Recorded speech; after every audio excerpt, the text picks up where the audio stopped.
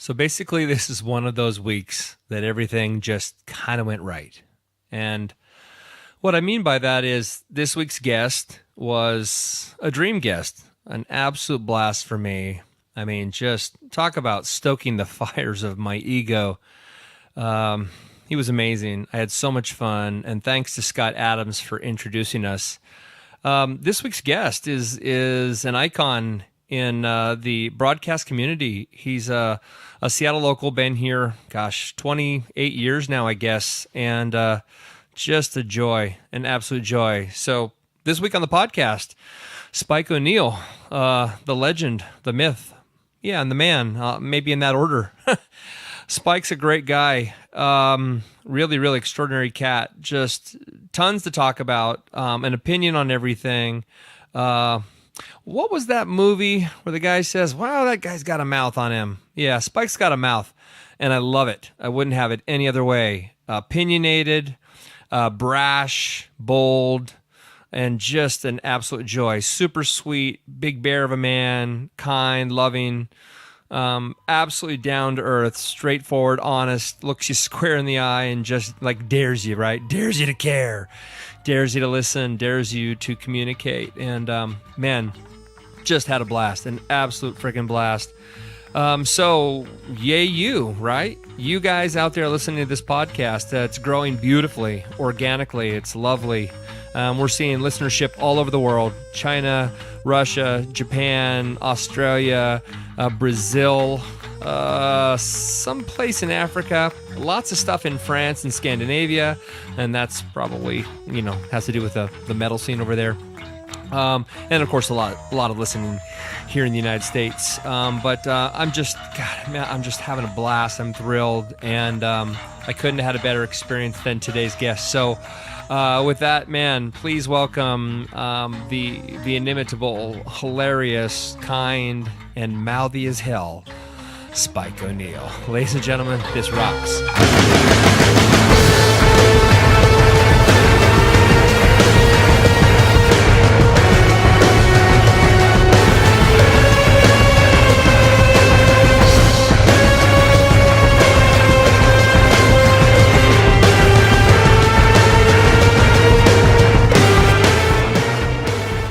Circumstances dictate you take the law and the law of the Lord in your own hands.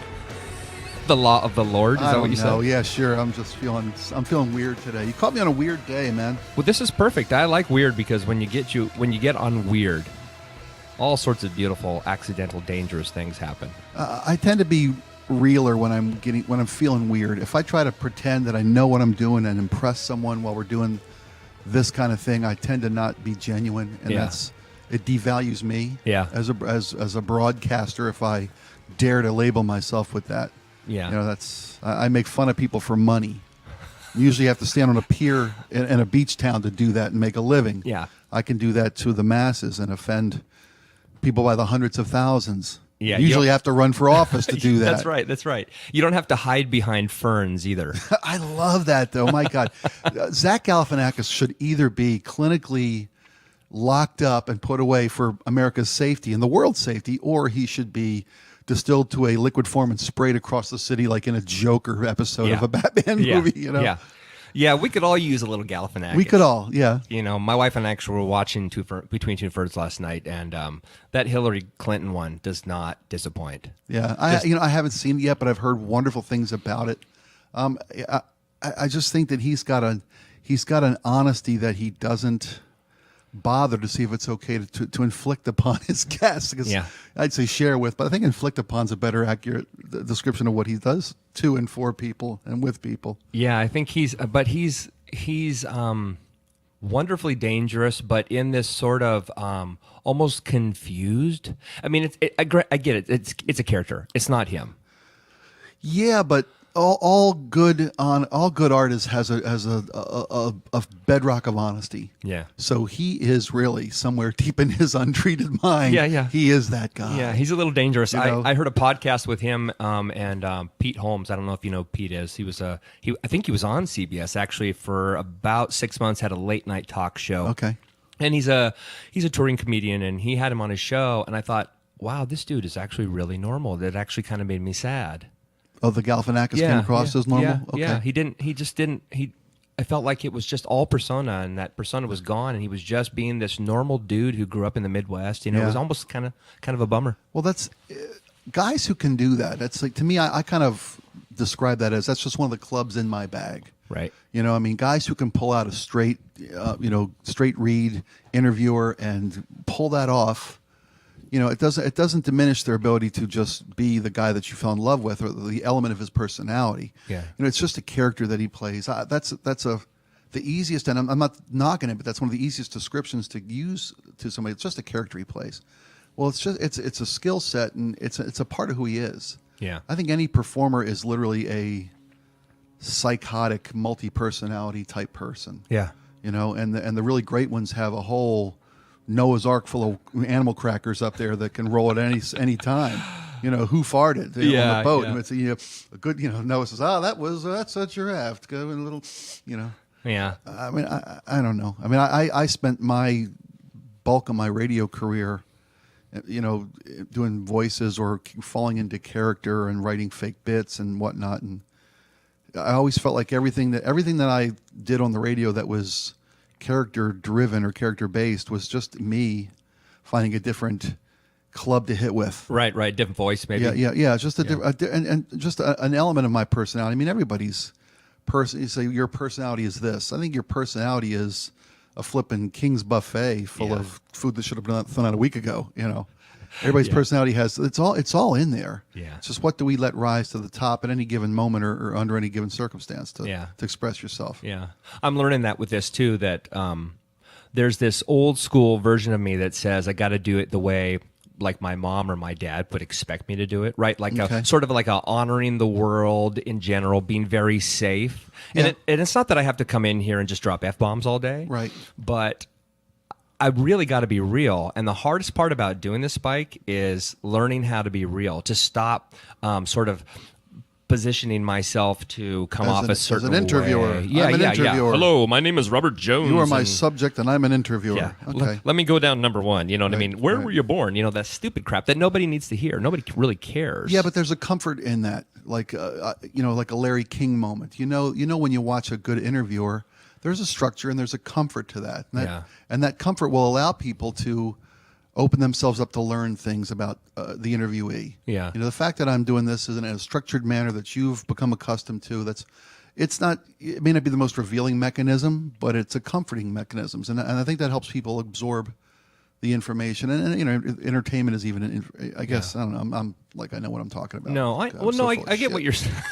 I get what you're saying, but you look at a Charlie Rose, for example, who's pretty much reading off a notebook, right? Yeah, absolutely. And then you get a Larry King, who it feels like he's reading off a notebook, but the reality is the next question is, so Spike, what color underwear are you wearing? You know what I mean? Right. He's always got you on the back of your heels, and I think that's what makes him a badass compared to most. Whether you like him or not is irrelevant. Talking about King? Yeah, I do love him. First off, because I was raised on him.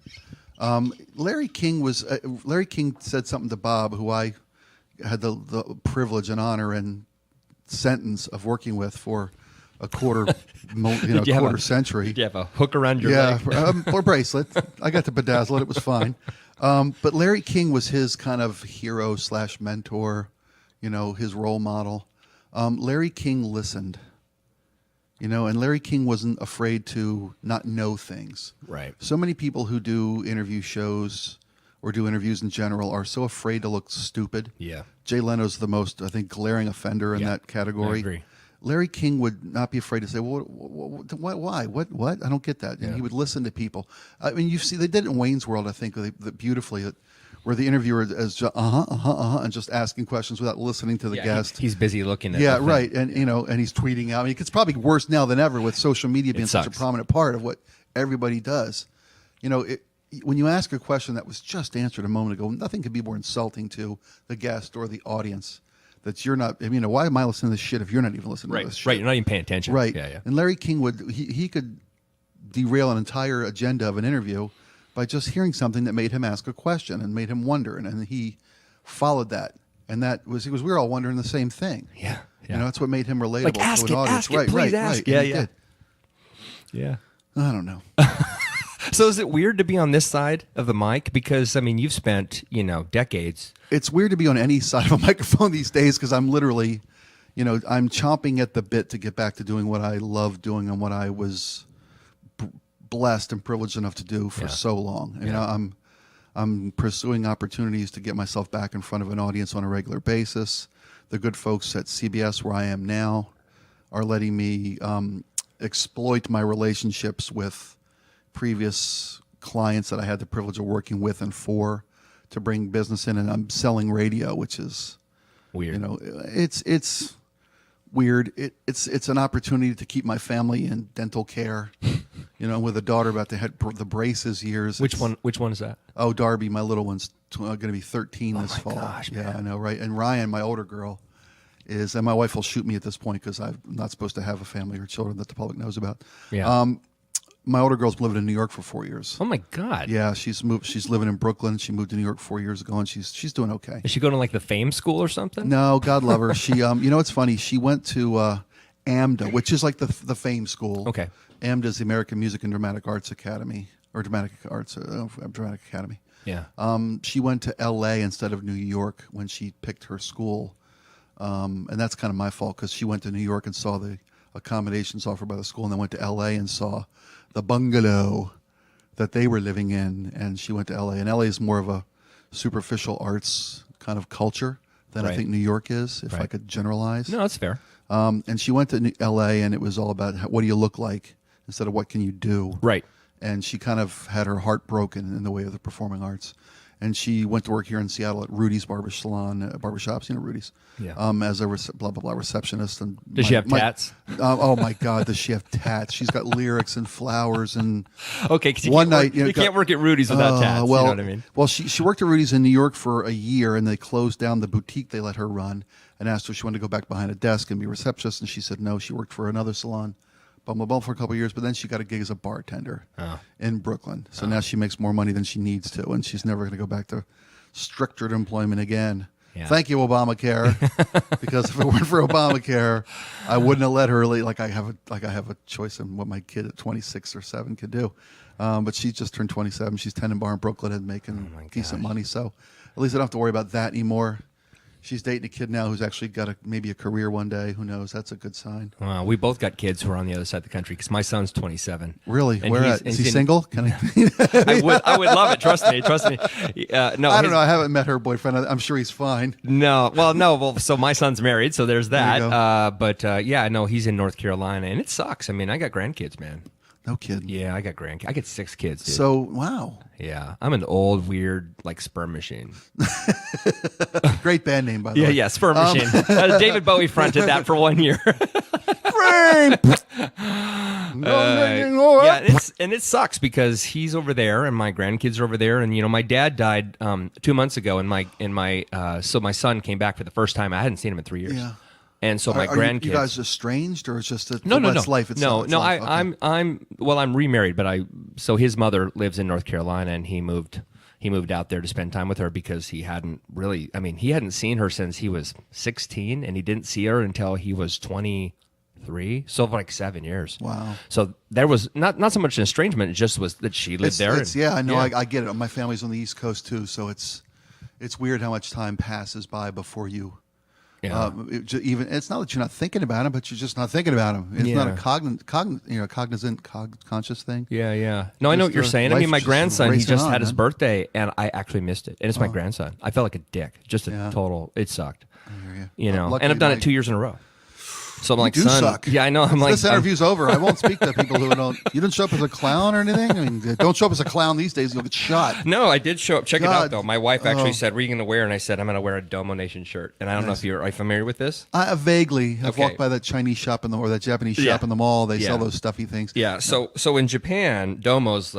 He's a famous kids thing. Okay, but I actually discovered him on a an internet meme that said every time you masturbate, God kills a kitten. I've seen that one. And it features Domokun chasing kittens. So I fell in love with it because of that, and so my wife bought me the shirt. Well, you people who are allergic to cats should thank me personally because I have, by your standards, wiped out 1 billion cats in my life. So that's good. So that's what you're doing in between gigs. In between? At the gigs. Yeah, at the gigs. Hey, Bob, just a second. All right, hold on. I'm going to throw this at somebody. So right now you're selling advertising and Yeah. and kind of carrying the CBS flag. Yeah. The nice folks at CBS. It's funny, when Bob announced his retirement a couple years ago, they reached out to Joe and I about an opportunity which didn't come to fruition because the people we had worked here at CBS, worked with here, were still here, knew what we were capable of doing, but the people who were making decisions really weren't familiar with us. They came in after we had left CBS. So Really? Yeah. And then Joe, God love him, Joe got a gig teaching high school radio, which is wonderful for him. Oh. I know. So if the opportunity comes to work together again, I hope it will. I may be able to talk him back into this career. Yeah. Depends on how long it takes before I can get an opportunity to present to him, because he may be so entrenched in giving kids false dreams and pipe, and what's Casey Kasem's? Keep reaching for the stars. Yeah. Keep your feet on the ground. Keep reaching for the stars. stars. Yeah. That really mattered. Yeah. It really. I actually took that I took that very personally. That was an important thing for me to hear every Sunday night from 7 to 11. I listened to that American Top 40. I had Did you grow up on the radio? Yep. I did too, man. Yep. But very first song I remember on the radio was "Something" by the Beatles. Oh wow! I wish I could say that. For best- me, it was like best song I guess can- like Bobby Sherman or some crap like that. I was raised on serious pop radio. Yeah. Bonaduce's our morning show guy here Right. now. He's sitting in my chair, but that's okay. It's okay. We should have him come I in know here we and should just growl I thought at this us. was an honesty session. No, it's funny about Danny is I wanted to hate him, but I can't. Yeah. You wanted to hate him because of what? His success, his history. Yes, all the above. And he's sitting in my chair, all the above. To be completely honest with you, and since this is a podcast, I can be completely honest, and Yeah. nobody will shoot me for it. Yeah, screw that guy. No, I can't. But No, I know, wanted man, to say seriously, that, I'm sure he'd be a great guy. When I say to friends that I see people doing radio that I think I could do better, maybe it's just me jerking myself off, and not in the sense we were talking about a moment ago. But I saw what we did for a long time, and there was a standard that Bob held us to that was, difficult, if not abusive. Really? But it served us and our careers very well. And I see other shows who are just doing what I'm sure we did from time to time and just mail it in and ride the waves. But it's frustrating when you're sitting on the beach and you watch guys crashing off waves and not surfing well. Is that a nice way to put it? I don't know. No, that's fair. That's fair. Getting back to I remember buying Partridge Family records. Getting back to a topic, I could. No, that's fine. We can go all over the place. So here's the Clearly. thing. I see this in your face because I'm looking at you right now. Okay, Mm-hmm. and to me, you're at that 95% place, right, where you're like, look, I'm ready to go. I'm still chomping at the bit, and I got in a home. I mean, you got a home. Right. No, And but you're right. No, you've nailed it. It's the whole, this is what I'm made to do, right? That's what this podcast is. I know I suck at this. Okay. I'm learning. No, Okay. I'm just tough on myself. And I think because I love it and because I want to be good at it, I think it's cool to be tough on myself. I want to be better and better Well, and yeah, better. I you want to should always kill be it. your best and worst critic. Yeah, right? yeah. I listened to all the old Howard Stern stuff from Mm-hmm. like the early 80s, and he's just monstrously bad. I mean, beyond bad. But yet Well, he he found was- his voice really right, he quick was when he said, finding his way. screw this. Right. Screw this. I'm just going to start talking about what I like to talk about, which in his case is girls. Right. Which- Well, something you can relate to the audience to. That's not too stupid. Yeah, You yeah. know? And then being not so much reckless, but just daring the corporate world to care enough to either fire him or accelerate him. Right? Yeah. So here's the thing. I know there's thousands and thousands of people that will hear this podcast. There are. And they're wondering, why aren't you out there? And what does it take to get you out there? Because if you had a podcast, dude, you'd crush it. Well, I don't know how to do that. We kind of talked about that before we got started today. And I am 53 years old. Young. And I've been, I appreciate that. I guess we're all living longer thanks to fake hips and pills. But Yeah. another good band name. Yeah. So That's the album. That's the album for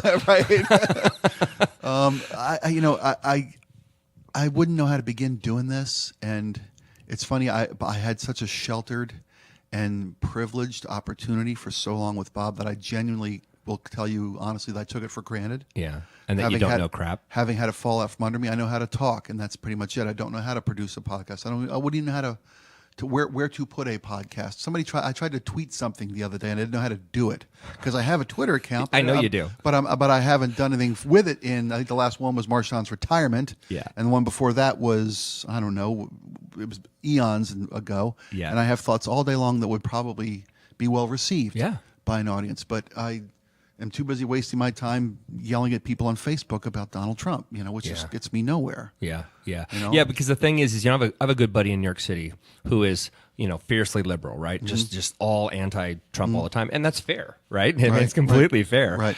And but I keep saying his name is Fritz. I'll just say his first name. I'll say I love Fritz to death. He's awesome. Fritz. The thing is you aren't going to convince anybody. No. We're just all pissed off. They say we're it's all baked pissed in off. the cake. Yeah. But to that end, and I don't want to take this off on a political sideshow because we can. Black lives matter. Yeah, all lives matter. Black lives matter. Brown lives matter. White lives matter too. I mean, everybody should get a fair shake at being treated decently, right? Absolutely. I just, God, I don't even know how to begin framing all the tsunami of crap I want to throw out of my mouth regarding politics and everything else. Go for it. I mean, this is the Spike Show, brother. The fake equivalency is the most infuriating thing to me.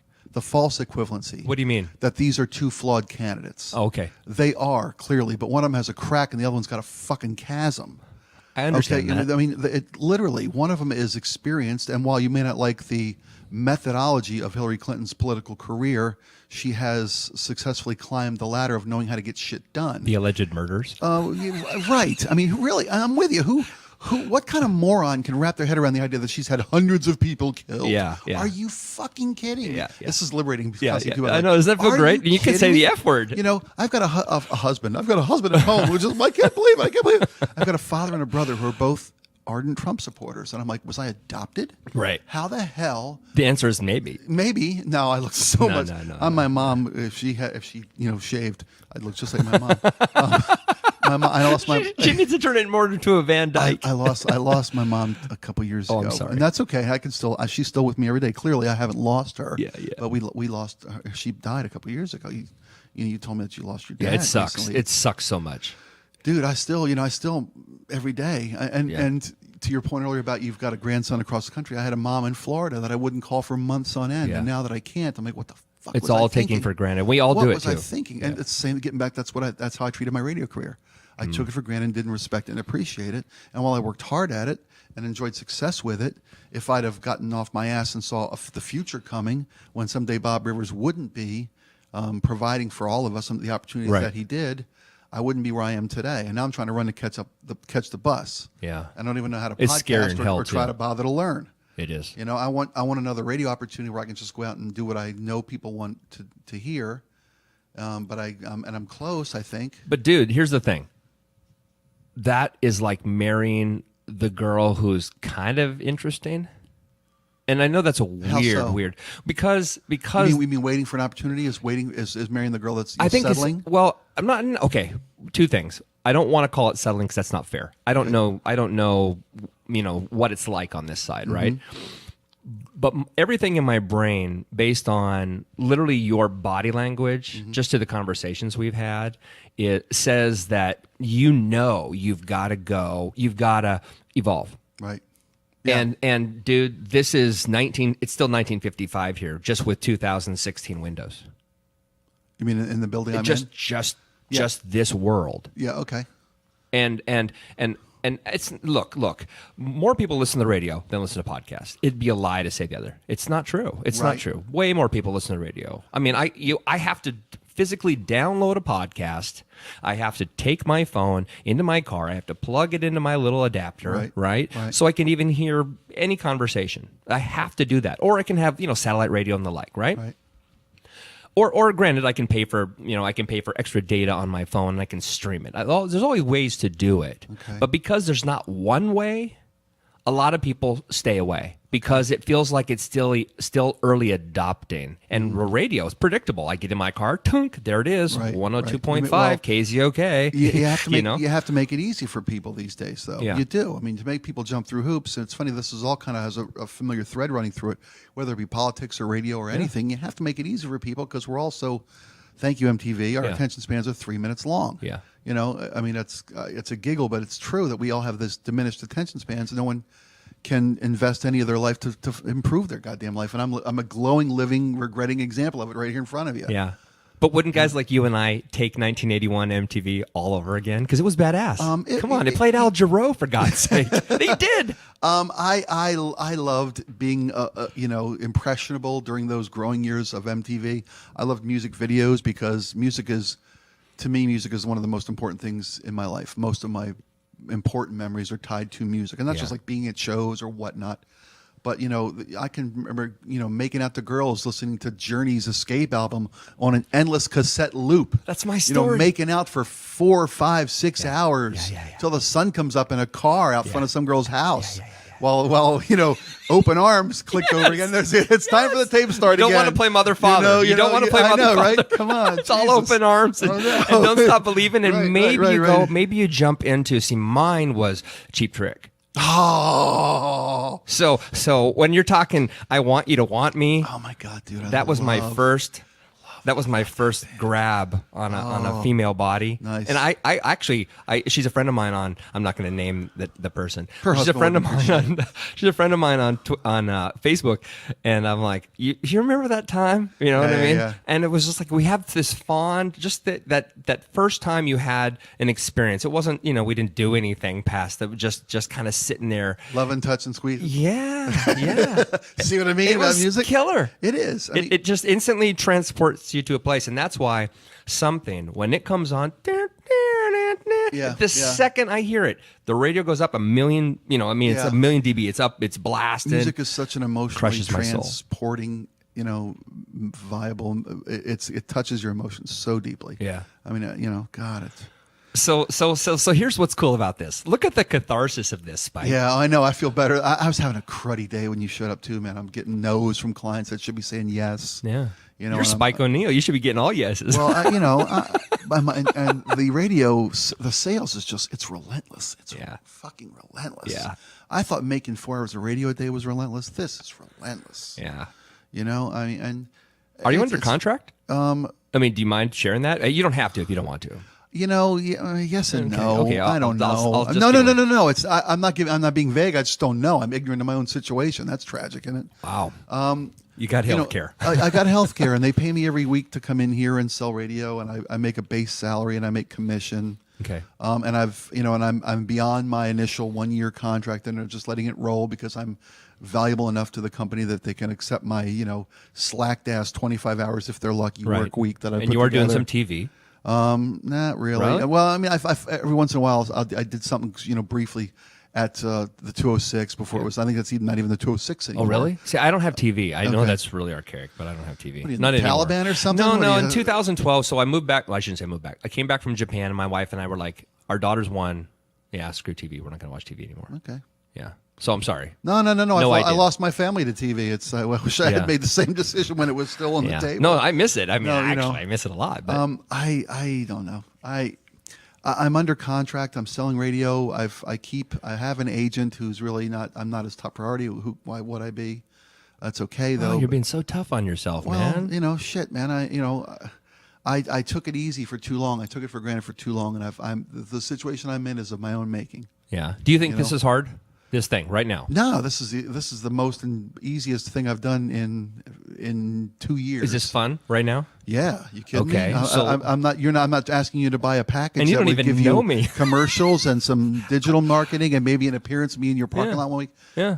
This is easy. This is easy as shit. just do this right now. Can I borrow your gear? I'll help you. I would love to. I'll produce it for you. Would you really? I'm saying it online. I'll produce it for you. Okay, done. So I'm going to hold you to the fire. Okay. I'm serious too. Sure, I'd love to. I would love to do something I could get in front of people. I've got 5,000 Facebook followers, but without even trying. And we could take this. Meaning, that's the best part, dude. I mean, obviously, I brought all this stuff with me, right? Right. We can go to, I don't know, you can go onto Facebook and say, hey, Spike is going to be at X today at 2 o'clock. Right. You want to be a part of the podcast? Show up. I'll be in the ladies' room at mile marker 88 on I-5 northbound. We're going to be there. Right. We're going to do a podcast from the lady. We'll call it the ladies' room. Holding a Copperhead because IPA. the men's room's already done. That's right. We'll do the ladies' room. This is two guys broadcasting from the handicap stall at a roadside ladies' restroom. State sponsor. We want to thank the state of Washington. It's actually a really good Remember, idea. don't drink and drive. And if you must drink and drive, drink Red Bull. Another paid sponsor advertising. And it could be a triple flush production because of the pads. I like it. Yeah, that's good. See how this is what we're supposed to be doing. I would love to, I've got these walls in my head that, I've got learning blocks in my head. I guess it's from when you're a kid. I'm right? like that too. I own 3, 4, 5 guitars. I can't play guitar. I know 4 or 5 chords. Really? You sing. I know you sing. I can sing. He has a great band. If you hadn't heard of Spike and the Impalers, We're playing the Snoqualmie Casino on December the 8th, the Okay. KCOK Danny Bonaduce Christmas show. oh, cool. Yeah, second year we've done that. So that's kind of cool, but it's like the 10th year in a row we've played Snoqualmie Casino at Christmas time. We're really lucky. Bob started this band when we were together. Bob started the band. We started the band on the Bob Rivers show. Yeah. Because we're doing all these twisted tunes, and we wanted to do something that got in front of people. Yeah. That we could have a deeper relationship and experience with our audience, which is pretty cool. So we started doing these bands. I don't know what that was. Was that my That was connection on my mic? weird. That's okay. The best part about this is we can leave it in, and people will be like, "What does that sound?" That's the NSA dropping glass. You never drop an ice cube into a crystal glass from more than 3 inches. That's what that was. It chips the ice and it melts too fast in the scotch. Yeah. So, scene of West Wing. By the way. Nice, It's a scene nice. from West No, Wing. I was That's thinking when maybe- Leo. That's when Leo relapsed on West Wing. I was thinking it was your $1 million bracelet that's hitting your. Okay. No, it's my ankle bracelet that the county put on me. I don't know what that was. That was a weird little mental. So you're doing the Bonaduce Christmas thing. Yeah, we're doing a show at Snoqualmie. We're doing a Christmas show at Clearwater Casino. I think it is. I hope I didn't get that wrong, since I just promoted it to, thousands and Go ask thousands of Danny. people. I'll let no. Danny's No. Danny's. I know we're doing Christmas at Snoqualmie. The Okay. New Year's Eve show is just an Impaler show. The Impalers probably played 15 or more shows this summer. Yeah. We played every community fair, and we played all these different places. And it's wonderful. And Jeff's your drummer. Jeff Cathan is the bedrock of this band, because Jeff Cathan's a professional musician, as is Lynn Sorensen. Yeah. Those guys were there from And the very Scott. first day. Scott's a professional. But Jeff and Lynn, Scott is. I don't mean to slight anybody No, in I this know. band, I because get they're it. all professionals, and Yeah, I'm just yeah. a monkey standing in front of them who can do voices. These guys started this band with us 10 years ago. We've had lots of personnel changes over the 12 years we've been doing this now. But Jeff and Lynn answered the call the very first day. Jeff Lynn and Joe Shikani. They were Paul Rogers' rhythm section for the Paul Rogers Band, Bad Company's lead singer. And when Paul was off tour at the time, they lived locally, played in a bunch of bar bands, and they wanted to, fans of the radio show, they wanted to be our supporting band. So we had a big audition one night at Waldo's over in Kirkland. And we invited all these different people who had sent in tapes to come play live, and those 3 were our bedrock. We'd have a drummer try out, Lynn and Joe would sit with him. Nice. And we'd have a bass player try out. Jeff and Joe would sit in with so we always had 2 legs of the bar stool, and we'd try a third guy. But these 3 guys were our bedrock, and we've had, I don't know, I would guess 8 to 10 different guitarists over the years come play with us. Dudley Taft from Second Coming played with us for initially out of Really? the gate. I didn't know that. For years, Dudley was our guitar player until he went on back east to the Carolinas to pursue his blues thing. Amy Stolzenbach, who started Hell's Bells in town, sat with us for a couple shows, which lasted 5 years. Yeah. So we wouldn't let her quit. Yeah, We she's had, so cool. oh, she's so cool. And she teaches my little one, Darby, piano and guitar. Yeah. It's great for you too, because then we you're clearly an AC/DC guy. I mean, that's your love it. thing. I almost got a chance. Well, because what happened with No, Brian? Well, yeah, when Brian retired, we had Chris Slade play with us a couple of occasions. With the Impalers, we had him play, and then we put a band together once for Salmon Days out in Issaquah. And Chris Slade was in town, and Chris Slade got up and jumped up and sang with us, or played with us. And I got to sing, and he was like, "Wow!" And he was genuinely impressed. And Yeah. for me, I was a foot off the ground. And then when Brian had his ear troubles, Alan White, who lives locally, Right. said, "Look, I can get you." He had said years ago, if there's ever any opening, I can get you in the room. Like, Nice. cool. Yeah, you're Alan White. Well, yeah. and then Chris Slade met us, and so when Brian went sideways, Alan reached out to me immediately, and we got a tape to Chris Slade. Yeah. And it's like, and Chris was very honest. He's like, "Look, it's Angus's band. I've sat in twice now for the Razor's Edge album, and now since Phil tried to have somebody killed." Was Phil the drummer or Cliff? Phil's the drummer. Phil's the drummer. Okay. Cliff's the bass player. Yeah. Right. So but they did what they did with Axl. I know everybody when everybody says it, Axl. Yeah. But you know what? I didn't see him live on that tour, so I have no idea. The right? AC/DC tour. But I did see the stuff they did in Indio at what's the desert gig? Oh, that Burning Man thing, or Well, no, yeah. no, the You know which one I'm talking about. Coachella. Yeah, Coachella. Yeah, I Coach saw the Purse. Coachella thing. Coach Purse show, and, yeah. and I got to say, I was kind of blown away. Well, kind of. They saved his ass because I think I didn't go see the Guns N' Roses show at CenturyLink. I went to see the Alice in Chains show at CenturyLink. Yeah, and that's then, the one to go to. Yeah, and then but I could hear Axl as I was leaving. But from what I've heard from everybody, standing in front of AC/DC for however many shows it was taught him what it meant and what it took to be a professional concert touring band. Yeah. Because initially, much like I was with radio, he was that way with his band. He shit on it. Yeah. You know, and I'm not saying shit on my radio career, but I took it for granted. Right. And he I took know what his you for mean. granted. Yeah. And I think being in front of AC/DC helped him figure out what it took. And then being in front of Guns N' Roses was what it's supposed to be from him. Yeah. You It's know? his destiny. Yeah. It's just the way it is. So did you even get a chance to sit with him? I mean, did you have a chance with AC/DC? No, I mean, Chris got my tape, and I think he gave it to Angus. And if he heard it or not, I don't know. Because that was all happened so fast. They're filming a reality show. I'm like, what the fuck? How can I not get can I just go sit with you guys for?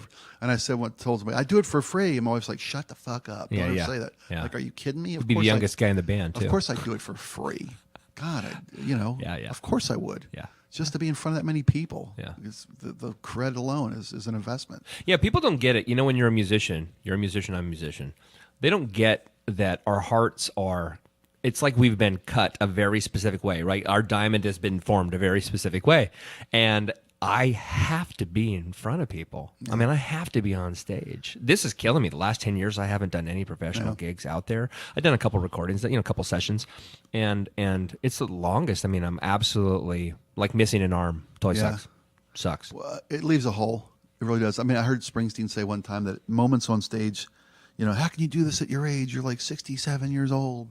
He's like, if I wasn't doing this, I'd be a 67-year-old. Yeah, exactly. When you're on stage, the clock doesn't just stand still. It actually goes backwards. Yeah. And you get younger every minute you're on stage. Yeah. Because it reminds you, why you're alive. Yeah. And I think it's very true. I mean, I've been so lucky that during this downtime, this now 2 year since Bob went off the air. I didn't know that. Yeah, 2 fucking years. And I got back here at KZOK about a year ago, a little over a year ago. Wow. And with the intention, and it's been public to them, and I've made no secrets about that, I need to get back on the radio, whether here or somewhere else. It's the only thing that's made this even livable. And please don't let my sales manager boss hear this, because he'll stop dragging my shit around the What's track. his name? And we'll make sure we ban him from the site. He can't download this. They've been great, and they're they know that my heart's not in this. You know, if I can give him, he's like, last week he gave me 8 good hours. Yeah. If you can get it up to 25 or 30, we can probably keep making this work. But come on, you know. And it's an honest assessment. If I was honest with myself, that's an honest assessment. But I got to be getting back to doing what I want to do and what I need to be doing. Yeah. So why? Because I've never understood this. Why, when radio shows, and Bob notwithstanding, because Bob chose to retire, I get that. But why, when let's take Bob's career back, because you were a part of it almost from ground zero, right? Mm-hmm. Is you guys were on the East Coast, right? Bob, when he discovered you, Bob grew up in the New England area and had a good, successful career in the New England area. That means he got fired from 15, 17 radio stations. Right. He ended up making his bones at AAF in Worcester, outside of Boston, in the Boston market. Yeah. There's a C in there, by the way. Worcester, yeah. He got down to Baltimore for 2 years. And when he came to Baltimore, it was my hometown where I was born and raised. And I was in my early 20s when Bob came to town. And I really didn't care much for him. You know, he's the new guy. He wasn't local. Baltimore's very provincial, much like Seattle is. And, at the end of his run, I was tending bar at a place. I don't know if you ever heard this story. We've told it a bunch. No. But I was tending bar at a place in Baltimore. My parents owned a bar when I was growing up, but they had since sold it and moved to Florida. And I started tending bar and selling cars for my dad in the car business.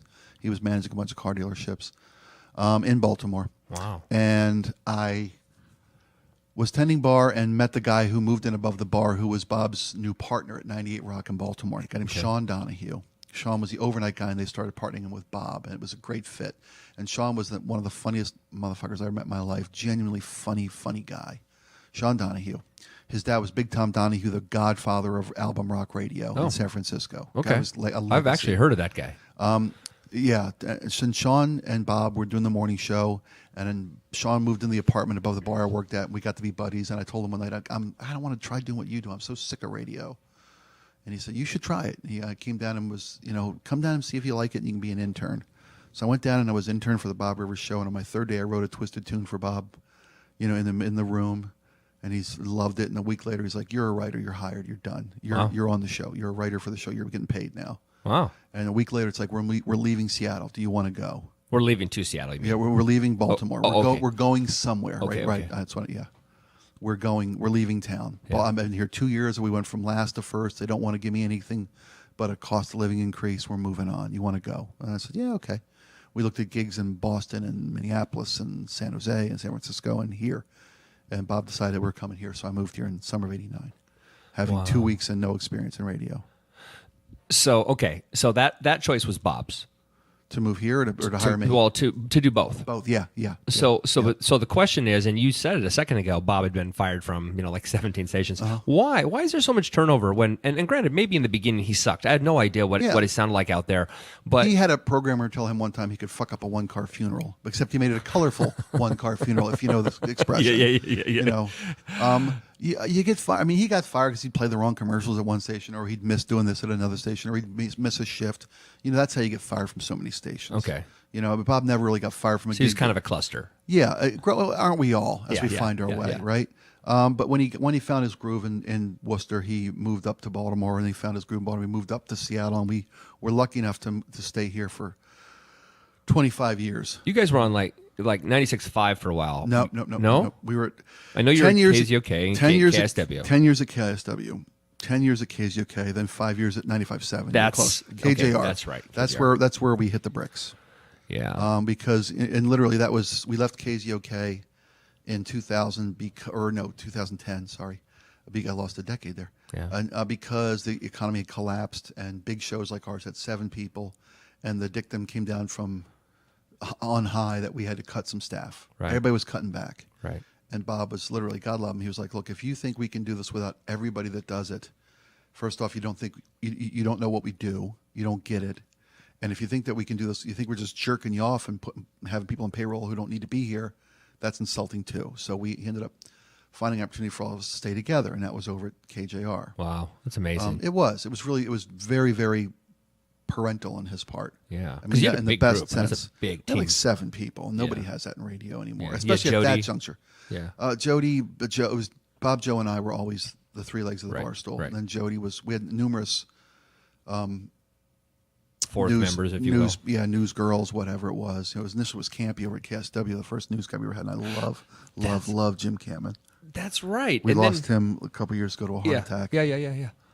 And then you ended up getting the girl, what's her name, who's on Q13.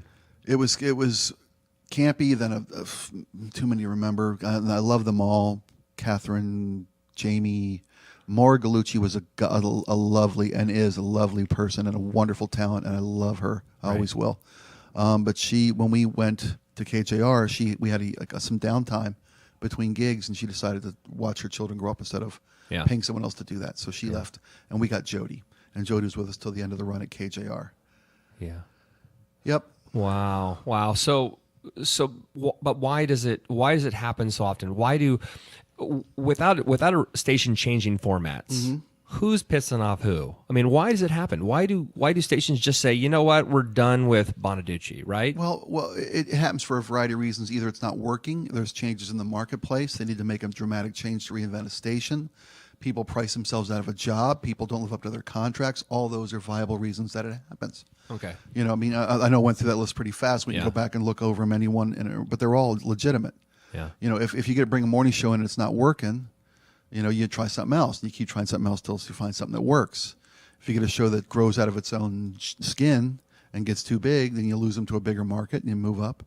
Seattle's weird in that people don't leave this market. Okay. Seattle market, we hopscotch to 3 different stations because no one wants to leave Seattle because the quality of life's so high. Yeah, it's nice. They tried to move us to LA once, and we didn't want to do it. I mean, that's not really an honest assessment. To be honest, what happened was they moved us to LA. They put us on the air. The station changed managers, and the new manager didn't want us competing with Howard Stern, which they also owned in LA. Okay. So they pulled us off the air. That's right, because Lycus is on the afternoon, right? So it was never an issue with that. Yeah. I mean, people disappear in radio. That's the question I thought you'd be asking.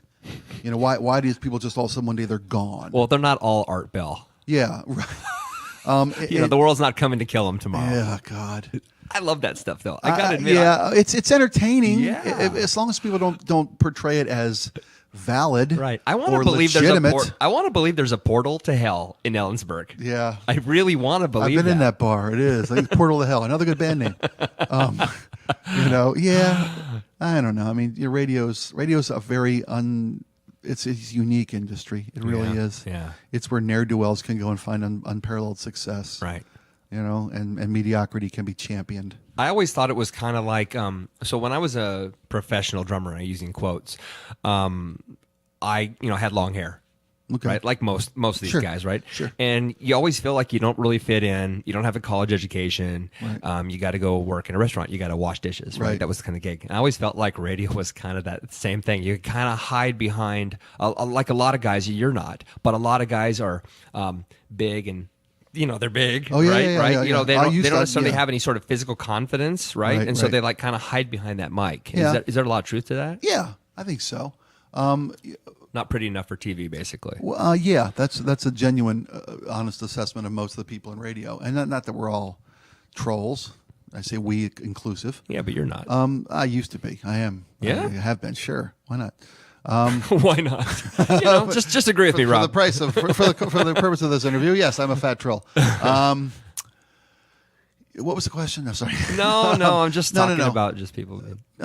People use radio because they are uncomfortable in social situations. Bob Rivers, I love him to death, but he is socially inhibited. Yeah, and that's a nice way to put it. Yeah, he's not comfortable in front of a crowd. I, on the other hand, was raised behind a bar. Yeah, I'm happy in front of any number of people. Yeah, which explains your frontman status. Bob's a bass player, right? Or no, a keyboard player. Even worse. But what I mean, you know what I mean. Yeah, but the guy who likes to be the fifth guy back. Bob's got the stage presence of a mannequin. God, you kidding me?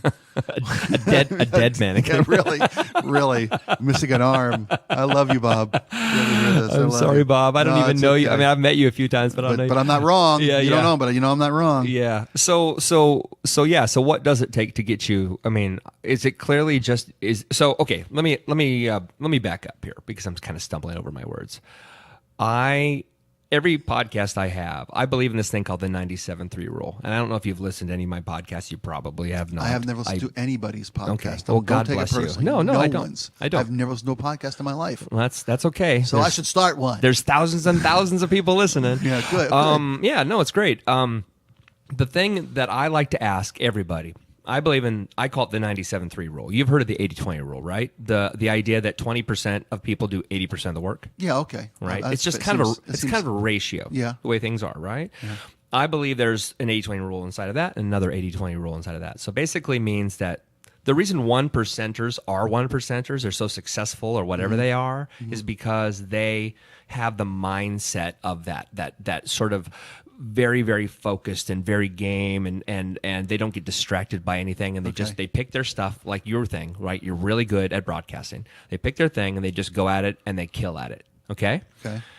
The thing is even a guy like you is missing something. You're missing a skill set, right? We're all good at our thing, but we need others around us because we can't do all this crap by ourselves. We just can't. Right. So what are you missing? What's the thing that Spike sucks at? Technology. Yeah. And information and learning. I suck at learning. Is that I'm comfortable at what I'm comfortable doing what I know how to do, and I've picked up new skills along the way, of course, but I tend to hesitate to go learn new things when I should. I fear change and I like comfort. That doesn't make me unique in any way, shape, or form. Normal. Yeah. But I say that knowing full well that I'm flying in the face of the earth is changing whether I want it to or not. Yeah. And if I want to keep doing what I want to keep doing, right, I need to learn how to dance to what's being played.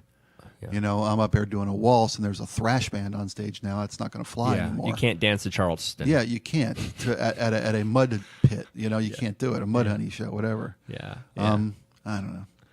No, it's okay. I hope that didn't make you uncomfortable. No. I think sad. I confessed earlier that I am trying to be honest with myself that I need to pick up some skills if I want to keep doing what I'm doing. Yeah. I feel like I'm poking a beehive. That's okay. You know what I mean? No. It's good. Good. This is very therapeutic. That's good. Yeah. I gotta get my game on if I want to keep doing what I want to keep doing. Yeah. I've had modest success doing this sales gig for a year, and that scares the shit out of me because I don't want to keep doing this gig. Yeah. And don't let my boss hear this. Michael, if you hear this, I didn't mean any of it. But he knows. They know I don't want to keep doing this. They know it's a means to an end, and they'll tolerate that. What I want to become is a Swiss Army knife that can broadcast and go out and close clients and keep selling stuff for them and be valuable on two fronts to my employer. Yeah. It doesn't seem like it's a selfish. It is selfish, but there's benefit to everybody involved if I can make this work. Yeah, I mean, excuse me. The thing about podcasts is you get to choose who you sell advertising to. Okay. Right? So you could actually go talk to your bosses and say, look, outside of this role here, I'm going to run a podcast. I want you guys to sponsor it. I'm going to talk you up. I'm going to make KZ okay or whatever, right? CBS, excuse me. Sound great. But I'm going to continue to do my own content material, whatever you want to call it, on the side. Right. There's no reason not to. I mean, I've actually called sponsors myself and said, I want to talk about your stuff on the air. In fact, I'll do it for free. Right. Because I want people to know about your stuff because I love it so much, right? SVS subwoofers, holy crap! Okay. I mean, they make the badass stuff, right? I mean, it's killer. And so I'm actually trying to dance with these guys because I want them to want to be on my show, and I'm willing to give away that time. Right. Now, granted, to them, they're thinking, okay, well, you have a limited audience, and it's not necessarily focused on, I don't know, home theater owners, right? But my brain says, if you listen to any podcast out there, they're advertising beds, Casper beds, or internet websites. What does that got to do with the podcast? Nothing. It's just listenership. And if I have a killer guest like you on, trust me, dude, people want to hear. This podcast is, no, seriously. I mean, I'm not blowing smoke up your butt. This podcast is going to be hyper successful simply because I have Spike O'Neill. Seriously. It's great for me. I appreciate that. And it's really cool to finally meet you. I mean, you're a great cat. And I love how forthright you are. You're like, yes, I got problems. I got mega problems. Dude, how much? I thought we were supposed to cap this at an hour because we're going to talk about my problems. I'm sorry. Yeah, if you come back tomorrow, we'll do it again. Do you have to go? No, not at all. I'm in sales. I have to keep monitoring. No, I got it. So, and I apologize for looking at my phone to agree with that. That's the most rudest thing I could be doing to a host. It really is. Well, yeah. I know, and I apologize. And I got my phone in here, man. I got it off even. Yeah, man. I know. You're a good man. You're good at this. Do you know who Mark Maron is? Yeah, of course. Okay, you know he has the #1 podcast in the world, right? I didn't know that. I love Mark. We had him on our show many times. That dude is legit. When he was trying to do Air America. Yeah. I wish Air America would have worked. I mean, we had it in this building when we were at KZOK. Air America was here, which is now 1090 The Fan, the third and ugliest radio station in town, sports station in town. You do sports for that too, right? What's that? The Fan? Well, I do a sports report that KZOK is kind enough to put on the air on a daily basis, and The Fan. It's been on Jack at times from time to time. Right. Now Spike with sports. Right. And because when I first got into radio, I had no experience, and Bob's like, well, you can do the sports report and do bits. I'm like, okay.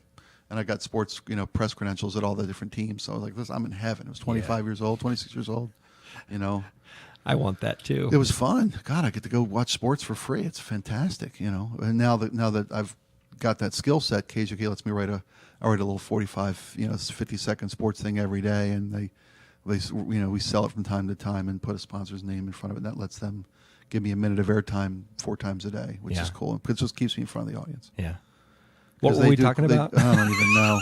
Learning New Skills podcast, Forthright, Backtrack, Donald Trump. Talk about Donald Trump. Trump's America. Son of a bitch. Trump's America. No, you were talking about Mark Maron and Air America. Yeah, and if it's easier, and I've said this 1,000 times, but never over the air, I don't think. People always ask, why is conservative radio so successful and liberal radio never really had a foothold? There really isn't a good liberal radio network, let alone broadcaster. Yeah, you're right. Because it's easier to build a fucking mob than a university. I mean, you want the honest, boiled down emotional response to that is because to piss people off is easy. Yeah. To inform people takes some fucking work. Right. And you can, blame people and call and throw bullshit around and fire people up and tell them whose fault it is that their life's getting different. That's easy. It's easy to pass out torches and pitchforks. Right. Make people smarter. And that's a biased viewpoint from my political leanings. Right. But I generally feel that's the case. It almost seems to me that liberals as a whole are so upset that they can't see straight and they can't organize. I think that's fair. That's a good analysis of what's going on. I wouldn't say we can't organize. I would put it just to my last analogy that it's easier for the other side, right? Because they're playing checkers at a chess game, yes. But they're throwing the checkers at us now, so they're winning because we're ducking. Yeah. I mean, they take you off target. Yeah. Well, they just the things that as a liberal, I'm a bleeding heart liberal because first off, I'm religious, but that doesn't mean you have to be. Yeah. And for you to think that me wanting my children to have the right to choose an abortion if they so should choose is a violation of your religious freedoms is horseshit. Right. I'm not telling you to have a fucking abortion. Don't tell my kids or me what we can do with our lives. Right. That's not religious freedom. That's religious persecution. Yeah. That's you throwing your shit on me. Yeah. And what was I talking about? I'm getting so much off. Let's go back to Mark Maron. No. I'm not. But Mark Maron's the No, passion that he I know. delivers with is what it's inspiring. People of the conservative ilk. And I don't mean that as a derogatory, but conveniently it is. Wait a minute. Seriously. Wait a minute. Conservatives have this, I think. And I'm a cool conservative. Are you conservative? I would actually consider myself the most wishy-washy, Charlie Brown, straight down the middle. You know what I mean? Middling, can't make a choice. But if I had to pick a side, I would lean slightly conservative. Okay. But I'm a really cool, clearly. Clearly you are. Clearly. I didn't know you were a conservative. Clearly. That's how cool you are. Badass conservative. I know. I do. That's I hide it. fine. But if conservatism was so top of the heap, why did this clown show run roughshod over an entire weak field at best of 16, 17 other Republican conservative type candidates? Because conservatives are lemmings too. Well, I mean, okay. no, really. I mean, you take a guy like Donald Trump, who's so clearly, not a conservative, clearly not a conservative, has said for 25 years that conservatives are idiots. The People magazine quote, which you've all heard. If I ever ran, I'd run as a Republican because they're all idiots. Yeah, they believe anything. Yeah, then case in point. And I was watching a video on YouTube the other day with he and Pence. Pence is his VP, right? Yeah. He and Pence on like their version of Air Force One. Trump won, right? Right. And before they took off, they had a prayer. And the whole time I was like, you have to be kidding. Right. It's so fake. And the thing is I really believe Pence really, really was, it mattered to him. Mm-hmm. But Trump was so clearly playing the role. Oh, absolutely. And it just infuriates me because I grew up in a very, very conservative Christian home. Mm-hmm. And I can't stand that somebody puts that on. That is so offensive to me. Do I want to pick the guy that's like going to say, let's just kill everybody? And no, but I don't. But I'm more afraid of the guy that pretends he doesn't want to kill. Right. He's a terrifying prospect to me. Oh, he's horrific. He might end the fucking planet. Yeah, that's hyperbole. But I so loathe Hillary. But why? I loathe Hillary because of because I'm a wuss. I'm asking because I'm a wuss. No. I loathe her based on what I think I know about her. Okay, is that fair? That's a fair assessment. It's an honest assessment. And to me, as a liberal, I think you hate her, and I'm just projecting. I think you hate her because of what you've been told about her That's absolutely true. by a very disingenuous media. And the same people the reason that Donald Trump was able to run roughshod over an entire Republican field, I blame my medium. I blame the media because it was better television to coddle this lying, pathological, psychopathic, sociopathic individual who's got the maturity of a fucking 8-year-old. And the intellect of a 16-year-old who didn't bother, and dad bought his way out of school. That's where he stopped. Right. Stopped learning and caring enough to grow. But we, as a medium, allowed that circus act to run roughshod over everything because it was better money for television. So I'm embarrassed to be in the media right now with Donald Trump as a nominee for president. Because how do you keep yourself? I mean, clearly you don't have to on a podcast, but how do you keep yourself straight down the middle? As a broadcaster. Can you? You have to, because I fell victim to the 2008 election of, Sarah Palin? Are you people on crack? She's hot though. You know, yeah, I do her after a bunch of, you know. Sorry, Jesus. It would take grain alcohol to get that drunk, though. You know, yeah. I mean, No, I know. yeah, I know. She's hot, and God, she's so stupid she won't remember my name. Kind of way, yeah. I mean, but you know, and you can't. She's hot in a farm girl kind of way. You can't get political. Yeah. You know, on this because look what Letterman burned out because he just wore his heart on his sleeve. Yeah, absolutely. He couldn't ride that middle. Yeah. Leno was milquetoast, but he knew how to offend both sides. But of course, that's why he was so successful because he was able to. Right. Yeah. I mean, there are people who will hear this, I hope, and hate that I am so anti-Trump. Yeah. And it's a shame that we're that divisive. Yeah. You know, but that's the logs on his fire is division. Yeah, that's absolutely. what he does. Yeah. You know, and as far as Hillary has been investigated out the ass. Yeah. For 30 years. Yeah, I know. And you know, I mean, people talk about crooked Hillary. And how the conservatives are the party of law and order. You know, go back and look at the shit show that Bush's administration did legally. Look at Reagan, the most indicted and convicted administration in U.S. history. Look at it so Saint lovingly. Reagan. Yeah. You know, I mean, for the love of God, it's the hypocrisy on that is mind-boggling. So then, Spike, so if I can interrupt you. Sure. So then, doesn't that really mean, when you look at it, because the only president to me that ever had what I would call true ethics was Carter. Yeah. And he was the weakest president we've ever had. Let's be fair. No, Let's be fair. I'll completely give culturally, you that. nobody would say Carter was a great president. Right. Because I think he actually cared. He actually cared. Isn't he like the only president that never fired a shot? Yeah. I mean, he actually. Come on, he's over there getting Sadat and begging to right, shake hands, right. and he meant it. Yeah. And now he's in Africa saving people from this freaking giant worm that comes out of. Have you heard about this? He's trying to eradicate a disease with his foundation. That is, it's like in Africa, there's a lot of struggles with different kinds of internal worms. Sure. Right? Yeah. Tapeworms, etc. Yeah. There's this worm. This is so messed up. There's a worm that when you get this bacteria in your body, it finds its way through your body, through all your your intestines and all your yuckies, and ends up coming out your feet. When it's done with you, it sprouts from your foot. That's fucked up. That is totally. Like a goddamn movie. Yeah, and was so that King Kong movie. There was those giant worms come out and ate dead guys. That kind of shit. So he's trying to eradicate that, and yet we don't talk about it. He's doing good. Right. We just love crap. We love hate and the ferocity and sure. Well, the car wreck. We all love the slum at the car wreck. Yeah. You know, yeah. So Mark you should Maron. run for president. You know what? It's funny. It's funny because there's a woman that comes into this building once a week, and I don't need to name her name, but she's a liberal, and she records her syndicated program here. Okay. And she's been to the White House. She's done different worked for the DNC. She's been to conventions and yada yada yada. Okay. I would love to run for public office. I would love to run for public office. I'd love to. I love politics. Yeah, I clearly love you're passionate as hell. I do, man. Because I mean, shit. I think of that movie Dave. You just need a good guy in office right. who actually cares. I love that movie. So oh much. my god, I know, right? You know, just the whole idea of balancing the budget. Are you a movie buff? I'm a massive movie fan. Yeah. Do you watch the same movie again and again and again? All the time. Me too. Especially, movies like Shawshank Redemption.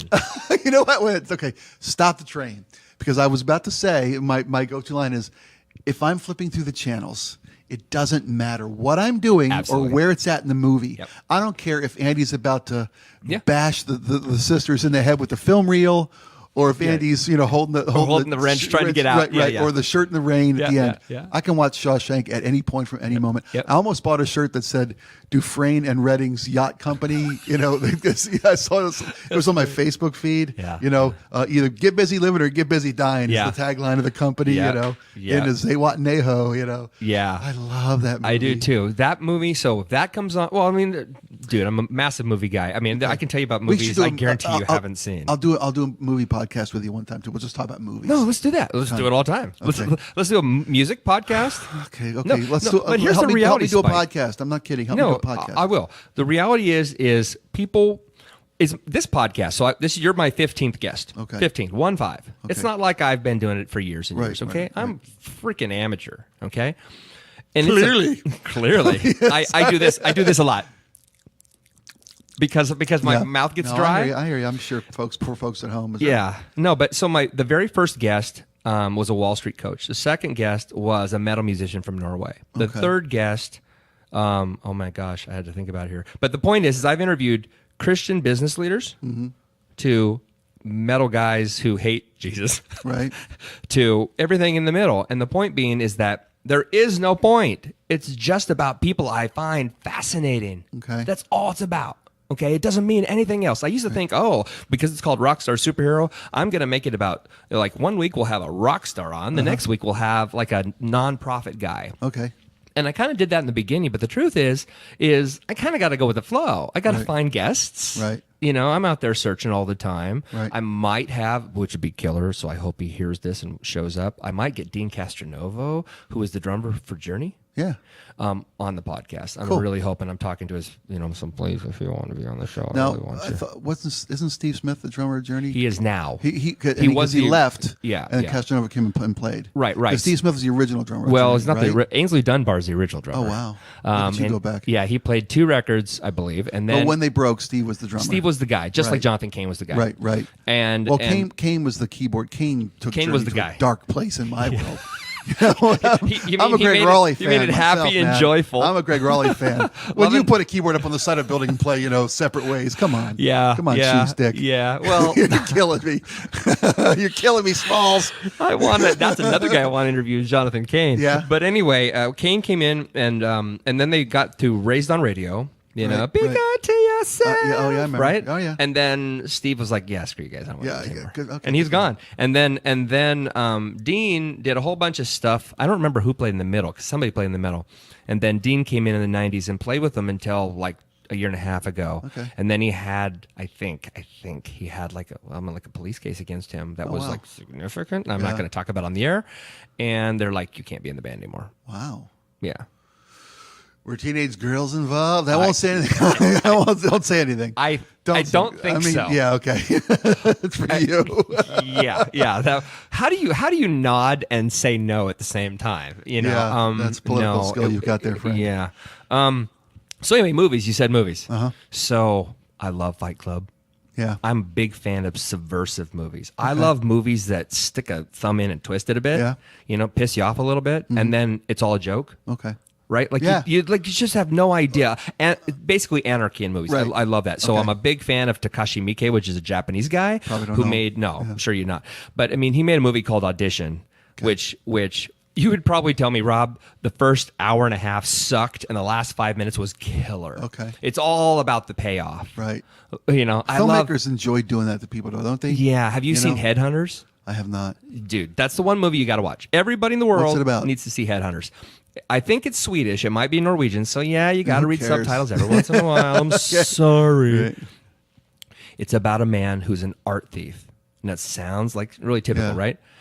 right? But he steals a painting, and all of a sudden his life is in turmoil because a man straight out of Duel, like the movie Duel, or I don't know, name a movie where a mysterious stranger shows up and decides he wants to murder you and you don't know why. Fuck. And so it's a 2-hour-long chase film. Oh, wow. And it's phenomenal. I mean, Really? it's twisty Headhunter. and turny. It's called Headhunters. Okay. It's super grisly.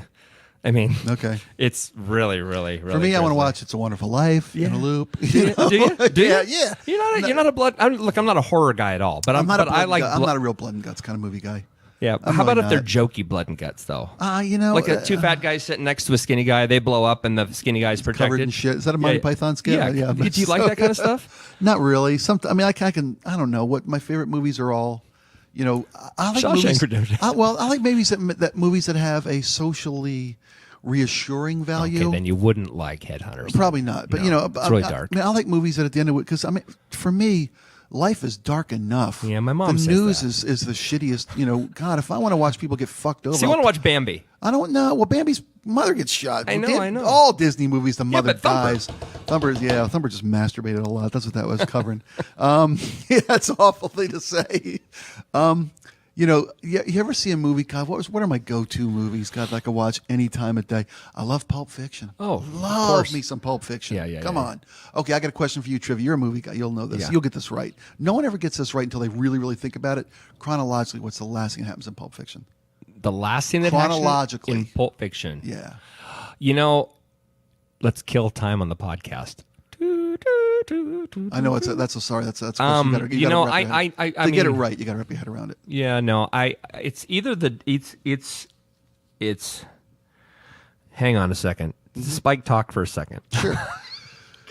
You know what? This has really been the most fun I've had, and I got to tell you, a couple years doing this. This is a wonderful experience. It really is. Yeah, it really is. It's fun to know that this open flow of ideas, it has a medium that's not regimented by time or by sponsorship responsibilities. Yeah, there's no point. This is cool. There's actually no point. So the last scene in Pulp Fiction, of course, is them walking out the diner.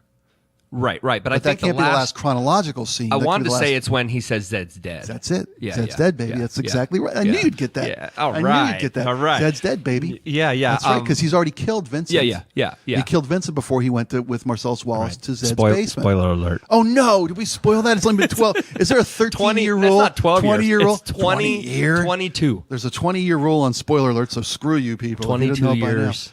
Yeah, when he goes back and picks up Fabian and says, Zed's dead, baby. Zed's dead, baby. It's not a bike, it's a chopper. Yeah. Excuse me. Yeah. Because they go to the diner, and they go to the diner early in the chronological sequence of that movie. I mean, the movie starts where it starts in. Yeah, it actually starts. It starts at the second to in Brad's apartment. Yeah. And then they go and they blow what's his name's face off, and then they go to Jimmy's house, and then they go to Marcellus's bar, and he meets Butch, and blah blah blah blah blah blah blah blah. Yeah. And when he caps Vincent in the bathroom. Right. You're right. Yeah. But after the basement of the pawn shop, that's the end of the movie. Yeah. Chronological. I love that movie. I do too. I mean, there's so many great lines. I mean, Tarantino's such a great writer. I actually really like. I have to. I mean, don't get me wrong. I love Pulp Fiction. I love it. Reservoir Dogs is still my favorite. I was about to ask about Reservoir Dogs. Brilliant. It's my favorite. It's brilliant. My favorite scene is when Tim Roth's character, he's in the bathroom and the camera's going around him with the cops. Oh, yeah. And he's telling the story. Yeah. Like the cops are the. Oh, yeah. Oh, God. Man. It's so good. Or the table scene. Isn't that like the longest continuous scene or something like that where they do the table? In the opening? No break. Yeah. Or something like that. It was one of them, but no, the longest one is a movie I don't even know, but like the player did a 10-minute opening. Oh, right. Yeah, where they follow him into the office and all the people they talk to. Yeah, okay, I've heard that. Yeah. Okay. So I'm thinking of doing The Graduate Part 2. Yeah. I love movies. Donnie Darko, one of my favorites. If you haven't seen that, you should. I think I have. It's brilliant. Okay, but again, it's dark. I mean, it's not the Donnie Brasco, and that's the one. No, with, Donnie Brasco is with Johnny Depp, and Al Pacino. And Pacino, yeah, that's so Undercover. Good. That's a great movie. I always get those two confused because I don't know Donnie Darko. Yeah, Donnie Darko is not a horror movie. In fact, I saw the title. I didn't see it in the theater. I saw the title in a video store, and I was like, "What a stupid name!" I just hated it. I hated that name. Right. And then I saw the movie. It's absolutely my top 10 of all time. It's a truly brilliant movie. So let me ask you a structural question. Now that we've rambled across every spectrum of the conversational flow, is that good for this kind of thing? Is it a good? Is it? This is completely foreign to what I'm used to doing in the way of communication. Yeah, communications. You know what people want? People want to know about Spike. Okay. And how do they know about Spike? When you become the real Spike, which is you stop being the broadcaster Spike, right? And you're just Spike, the weird dude. Okay. Well, I got days of that shit. So let's go. Yeah. You know what I mean? No, I hear you. And it's not. It's funny because when Howard Stern went to satellite. The first thing he said, I remember this because I listened to that first day. Mm-hmm. He said, the one thing I'm not going to do is start swearing because I can. Mm-hmm. And so it does free you up to do that, right? There is, like you said, all of a sudden there's no CBS on your shoulder, so you don't have to be on task. Right. You can talk about anything. You can be as tangential as possible. And to me, the best ones are tangential. They're just all over the map. Right. But the audience wants to hear. They want to know who Spike O'Neill is, right? They want to know why Spike burned his family's house down when he was 16. Yeah, because I was drinking. So I want to hear that story because I read about it. I don't know anything about it. Okay. Can you share that? Sure. Yeah, it's funny. There's a couple parts of that story, too. My parents, I grew up in a neighborhood in Baltimore City in a big old house that was built 80 years before and 5 bedrooms, quarter acre, blah, blah, blah. And my parents owned the bar in our neighborhood down the street from our house. And my brother and I were, at the time, I think 15 and 16. We had 2 younger siblings. So on Friday nights, I'd stay home and watch the kids. On Saturday nights, he'd stay home and watch the kids. So it was mine to stay home and watch the kids. But I resented that a little bit. So I had a few beers before I got home. My little brother and sister were, I'm going to ballpark this here, 4 and 8. And you're 16. I'm 15, 16, Okay. yeah. December 79, 16. Came home and they went to bed and lit a bunch of candles in my room and fell asleep. And the candles burned down and caught a Casio kind of a keyboard on fire. And when I woke up, thank God it was a Casio. When I woke up, the old Moog synthesizer You don't burned want to the you ground. don't burn a Original Moog was a monophonic Hammond Moog. B3. No, that's so bad. I woke up and the entire wall was on my gosh. engulfed in flames. And you stood up and there's like the smoke was so thick because it was a plastic was burning. You stood up and the smoke was so thick you couldn't see anything. Wow. So you fall back down to your knees and you can see the fire Straight on out the wall. Straight out of what you're told to do. Get on the floor. Get on the because you're floor gonna and die. leave the room. Go grab the brother and sister and take them across the street. Oh man. And call the fire department. Call my folks, and they come up and the house was on fire. Well, this was like 79 in Baltimore. They determined that it was electrical fire that must have started the fire. So our insurance company paid the damages. Blah blah blah blah. Right. Blah. Unintentional arson. Right. Well, and I swallowed that doing that because I didn't want to fuck up my parents' insurance money and because I felt guilty as shit. Yeah. Okay. So then we're here in Seattle at KISW, and we're doing a radio bit one day. What's the biggest secret you have? And Bob's like, well, I stole a key to my high school and made copies and gave it to my friends, and we went in after hours and ate in the cafeteria. Aren't I I kissed evil? a girl once. Yeah. I burned my parents' house to the ground, and they don't know it was me. Huh? Are you serious? Oh, yeah. That's when it happened on the air? Yeah, that's how I told it. That's how that story got out. And your both parents were alive at the time? Oh, yeah. So Bob's like, okay, we got to tell your folks. They just heard. And I'm like, okay, well, they're in Florida. Yeah. Oh, so that's they true. didn't hear That's it. true. This That's was true. pre-internet. Yeah. This was. I almost didn't say shit there. It's so funny. I love it when people do that. Yeah. Oh, F that. So we're gonna call my dad the next day, and we do. We call my dad, and I give him this heartfelt. Did you do it on the air? Yeah. Oh yeah. We call him on the air and tell him. My father in Florida, and I'm getting weepy and feeling, it's liberating and terrifying and blah blah blah blah blah. And my dad starts laughing, and Bob's like, "Well, that's an interesting reaction, Ike. It's you're laughing." He says, "Well, I got to tell you a story now." He said, "You met Spike in 1989 in Baltimore, and you moved him across the country. When he was leaving town, we had a going away party for him. So we go out to a bar and we get all drunk." He goes, "On the last night Spike's in Baltimore before he moves to Seattle, he's all drunk, and he drunkenly confessed that he burned the house down to me." He goes, "So you told me 4 years ago, you fucking idiot." I'm like, it was just like, great, okay. Well, anyway, sorry to bother you. Glad we called. Tell Mom I said hi. Did he ever tell you what his response was when you were drunk, but you don't remember? No, I never asked. He said, we kind of always knew it was you. We didn't want to say anything either because you must have lived with enough guilt. Yeah. Well, and you did. Clearly, you were emotional about it. Yeah. So that's how burning the house down happened. Oh, my gosh. Yeah.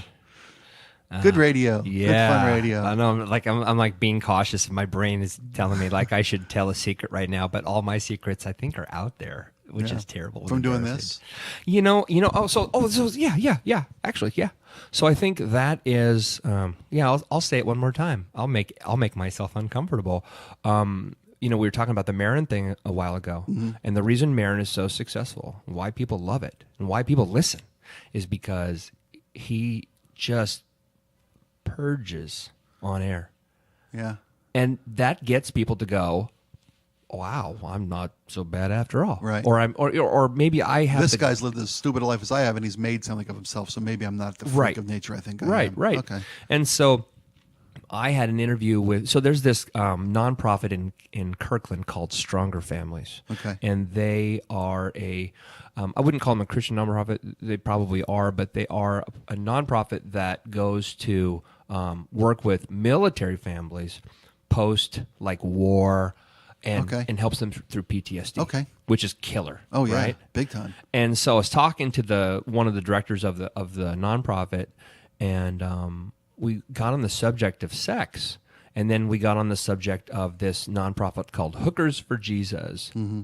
And the lady who runs it lives in Vegas. Is her name Mary? I'm sorry, I got a little knowledge. That's a little knowledge. No, it's Martha. But she runs this nonprofit down there, and she gets girls off the street. But anyway, the point being is that it made me think about my own struggles with addiction. Mm-hmm. Right? I don't drink. I don't. I mean, I'll have a scotch maybe one a year. Okay. Seriously, No, I would love to have more. I just don't. I drink tequila when our band plays, but I don't drink. Yeah. I couldn't care less about going out and getting a drink with anybody. Yeah. It's not what I do. Yeah. I'll go out to a bar with friends or whatever. I'll have iced tea or water. Yeah. I did all that. And I think I've taken. I was just telling my wife this day before yesterday. I think I've probably taken enough puffs on either a cigarette or joint, marijuana joint, to equate to maybe 3 cigarettes in my life. I know what a joint is. You have to tell me it's a marijuana joint. Well, I know. Okay, well, no, I hear you. Yeah, okay, so I never smoked either. I mean, I smoked a ton of pop and never smoked. But sex. Yeah, that's your little... The whole pornography thing. Yeah. I mean, it was an accident. I was, I remember this kid. Well, it is. It was. Well, yeah, of course. It was. I mean, I remember the kids. Kids used to say all the grody terms, right? Grody. I'm showing my age. Sure. I'm right there Oh, with dude, you. what are you creaming in your jeans? You remember that one? Sure, of course. Okay, so I heard a kid say that to me one day, and I'm like, I don't even know what that means. And it wasn't that I was, I didn't understand bodily functions. I mean, I knew how people made babies. I mean, I knew all this stuff, but I was 12 or whatever. Right. He's like, oh, yeah, creaming in your jeans. And I'm like, I don't know what that means. And all I could imagine, I can still see it in my brain. I could just imagine a whole bunch of whipped cream pouring out of my pants.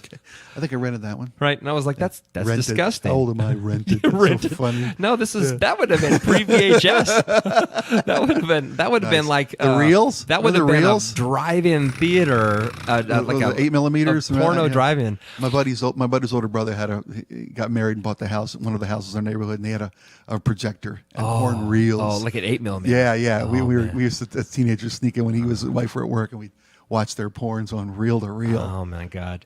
Well, so that's what happened to me. I was actually, I'm not going to name who because she'll be mad at me, but I was at a person's house, and she rented a porn. Yeah. I remember the name. It was called Skintight. Nice. And she put it on, and I watched it, and I was like, "This is awesome."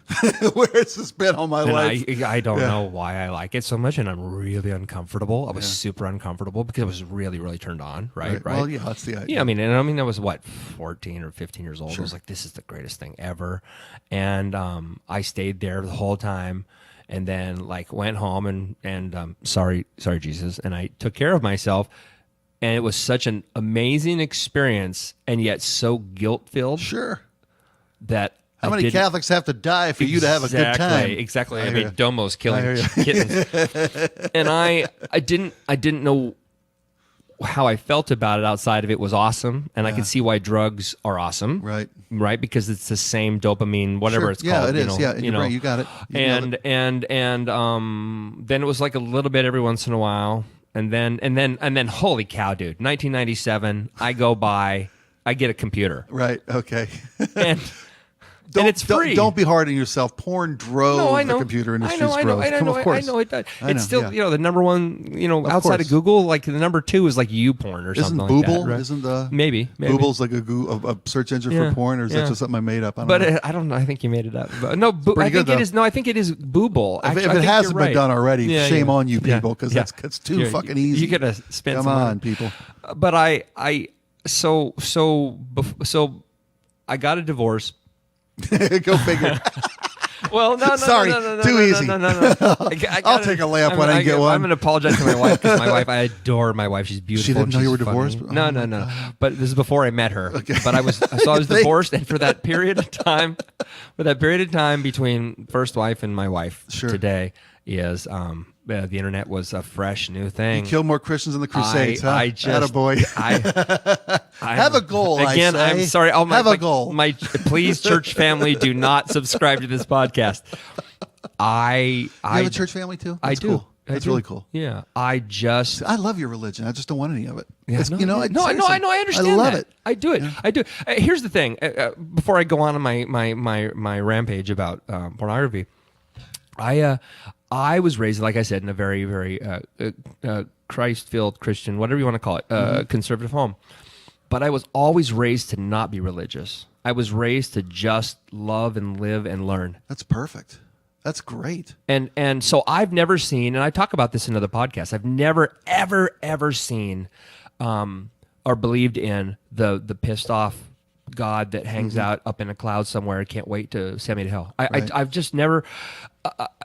maybe biblically he exists. Okay, we can talk about that. From in a written form, you must do X to achieve Y. Okay. Okay, Sure. in a written form. Sure. But there's this thing called grace. Sure. And so as a Christian, She's one of the hookers for yeah, Jesus? she is. She is. I think she is actually. She's She's it's a stripper thing. So grace. No, but grace is the thing that if I didn't have it, I'm doomed. I mean, no, without getting Catholic or anything, I hear you. I'm doomed. To me, grace is how you interact with your spirituality in the world. Is that a fair? Is that? I mean, that's my interpretation off the top of my head. I think grace is. Yeah, I mean, from human perspective that way, but from a Christian perspective, meaning God gave us Jesus. Jesus died for our sins. Okay. If we didn't have the grace of Jesus' death, we would have no pathway to heaven. Okay. Okay. From a Christian religious, I can follow that. Okay. Yeah.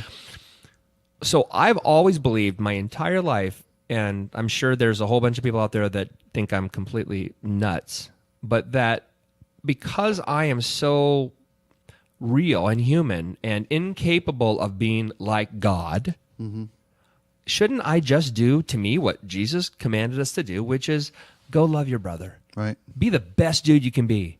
Stop being a pious, I'm better than you because I'm a Christian, which is what most of them are. Right. And I'm sorry, Christian friends, No, but there's a sense of superiority. there's a tremendous sense of superiority. And I just want, if I'm going to, quote unquote, win souls for the Lord, I want to do it because I'm a real person who gets to talk to Spike O'Neill and says, I love you because you're really interesting, really intriguing, really funny, really kind, generous, all those things, because you are. Okay. It stops being the bull crap of through the lens of Matthew 24:30. Does that make sense? I just don't want to be. I want to be a real person. Okay. And so for me, this podcast, going back to the Marin thing again, another veer, and talking about the pornography, is that I understand it might make some people uncomfortable. It actually might piss off my wife because she knows, she already knows all this stuff about me. But that doesn't mean her friends do. Right. And her friends hear the podcast and go, geez, your husband's a perv. Really? You see what I'm saying? No, yeah, so, of course. So there of is course. that. And Yeah. so I really do, I don't mind my P's and Q's. I don't. I'll say fuck with the best of them. I don't have a problem with that because I'm not a pious Christian. Okay. But I am a believer. I do believe. I actually do believe. I know you'd be like, dude, that's weird. And that's okay. No. It's cool. And that's okay. But, it's funny because Scott Adams, good friend of mine, very good friend of mine, and I've been in bands with him. We've had a blast together. Scott and I, we don't go odds. That's not what I mean. But we always give each other a hard time about how we believe, or in case of not believing, right? Okay. Just I don't believe. I just think you just got to be the very best you can be. Just go all in with people. Right. Go all in with what you do. Even if you're an amateur at a podcast, go all in, and just fuck it. It'll fall where it falls. Okay. That's pretty safe. That's a healthy outlook. Is that alienating? How could it be? Well, because I think when people hear the word Christian, they automatically everybody pick up the sword and shield and fight together. They make assessments, and I don't think that's. I mean, I understand why. I think it's fair, but I have people say to me all the time, "Dude, how are you so positive?" And I'm like, I'm just 97% badass. The 3% of me that sucks really sucks. I can overcome that though. But I can overcome it. Yeah. And you know how I overcome it? I hang out with guys like you. I hang out with Scott. I hang out with Edmund Wong. I hang out with Paul Craig. I hang out with people that I genuinely enjoy because they make me better. Okay. Because when I die, dude, I'm not going to give a crap. I say this in every podcast. I'm not going to give a crap about my Audi, but I'm really going to give a crap about the people I'm leaving behind. Right. That breaks my heart that I'm leaving. Right? Yeah. Right? When I lost my dad, that was the greatest, most terrible experience of my life because it just was crystallized and painful and real and relentless, and it wasn't going to let me up. And I did a podcast about sort of releasing him because I had no choice. Right. So what I love about this whole thing, man, and that's why I think this will be so killer for you, is you get to be like Mark Maron. One day you can be like, you know what, CBS is pissing me off today, or whatever, right? I'm not going to. Sorry, CBS. No. You guys are awesome. They know. Yeah. But I mean, this is bothering me today. This is my problem. This is what I encountered parking on the street this guy who, wouldn't give me, whatever we're talking about. Right. You can talk about it because what people really care about Spike, they care about Spike. They listen because of Spike O'Neill. They like that you're interesting, that you're curious, that you're a little off kilter, that you're passionate, that they may disagree the hell out of your perspectives. They may hate the fact that you're a bedwetting liberal. Right. Which is awesome because you're ferocious and passionate. You completely believe in the thing. Yeah. And I think that's what's most important. Have a voice and stick with it. Because if you run down the middle, you don't, it's that whole fence sitting thing. Nobody really gives a crap about the fence sitter. Right. That's why Carter never got anywhere. More people will tolerate you. Yeah. But nobody will carry your mail for you. There's no flame. Yeah. There's no flame. Yeah. Don't you want to die? I always equate it to Godzilla. I want to die, dude. Well, when I die. And I want it to be like, boom, like I stomped on the ground, big freaking giant lizard, right? And the waves bounce around the world. Right. And then, like 85 years later, they come around again, and you're like, holy crap, they just keep going. It's like a big badass tsunami, right on. Because this almost, until the world like gets hit by a meteor or whatever, is going to be in perpetuity. This conversation, shit, it gets uploaded. It's the forever card. So if there's any one thing, because I know you've been with me for 90 minutes. If there's any one thing you want to share, what would that be? I know that might be kind of a random and safe question, but no. Well, it's that's a difficult question to answer because I don't know who I'm sharing it with. How about that? Because I have no idea what your audience is. Everybody. That's cool. That's good. A wide variety of folk. Yeah. Young people, old people. Just what does Spike have on his heart? Oh God, boy, that's a question. I should have been like Hillary Clinton, got that question a week ago, so I could prepare an honest and off the cuff answer for. Well, I'll ask it a different way. Okay. The podcast is called Rockstar Superhero. Okay. You came into the radio business. You became a rock star in the business. Absolutely did. Whether you think you did or not, you did. You did. I listened to it because of you. Thanks. Bob was fun to listen to. Joe was interesting to listen to. Yeah. But I listened to it because of Spike. So to me, this is a thrill. Thanks. Okay? But now that let's pretend you're done. Let's pretend you never go back to broadcasting. Oh, God.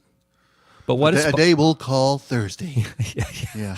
But what does Spike offer the world now? Because now you stop being a rock star and you take that and you evolve into being a superhero. What do you do for the world? What does Spike do for the world? Oh, man. That's a worse question than the first question. Clam dip. Merry Christmas. Yeah, I know, right? God, I don't know, man. Just don't take it for granted. That's what wisdom is that hasn't been imparted 1,001 times before. I have regrets about what I've done because I took shit for granted and let shit get away from me, and I got to fight to get it back. Right. And it's don't ever do that. God, if I could give you a cautionary tale, I want to keep doing what I've enjoyed doing, and I hope to do it again. And if I can, I will have overcome the greatest mistake of my life, which is probably that I took shit for granted. Yeah. And let shit get away. Yeah, that's awesome. Hopefully, this is like a shot of heroin, though. And that gets under your skin, and that you want to get out there and do it because I think you'd be killer at this. Oh, thanks. Well, I'm gonna hopefully pursue you to help me figure out how to do this. I'm serious. I'd love to do this. I would love to not wait for somebody to figure out that I'm valuable in the radio again. Yeah. And start doing this way, and supplement this with that. I mean, this is fantastic. This is the best I've felt in quite a while. Good. To be honest with you, this has been a thrill and a pleasure, and hopefully the first step in reacquainting myself with this millennia that's moving on without me. I ought to get on the boat. That sounds good, man. Right on. I appreciate you so much. Thanks. What's your name again? Shut up. Thanks, brother. Thank you, buddy. That's ball.